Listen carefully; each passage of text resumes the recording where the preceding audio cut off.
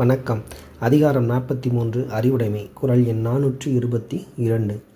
சென்ற இடத்தால் செலவிடா தீதொருகி நன்றின்பால் உய்ப்பதறிவு. இந்த குறளை என்ன சொல்ல வர்றாங்கன்னு பார்க்கலாம்.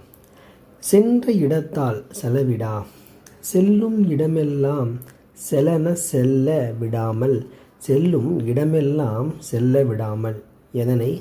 தமது மனதை கட்டுப்படுத்த வேண்டும் அப்படின்னு சொல்கிறாங்க. எப்படி கட்டுப்படுத்த வேண்டும்? தீதொருகி தீமையை விட்டு நன்றின்பால் நல்ல வழியின் பின்னால் உய்ப்பது அறிவு. செலுத்துவதே அறிவுடைமை. அறிவு அப்படிங்கிறது இங்கே அறிவுடைமை ஆகும் அப்படின்னு சொல்லியிருக்காங்க. அதாவது அறிவுடைமை என்பது என்ன அப்படின்றதுக்கான விளக்கம் இந்த குறளில் அழகாக சொல்லப்பட்டிருக்கு. எப்படின்னா, சென்ற இடத்தால் செலவிடா தீதொருகி நன்றின்பால் உய்ப்பது அறிவு. அதாவது கிறிஸ்பா என்ன புரிஞ்சுக்கலாம் அப்படின்னா, மனதை செல்லும் இடமெல்லாம் செல்ல விடாமல் தீமையை விடுத்து நல்வழியில் நடத்துவதே அறிவுடைமை அப்படின்னு சொல்லப்படுது. குறள் விளக்கம்.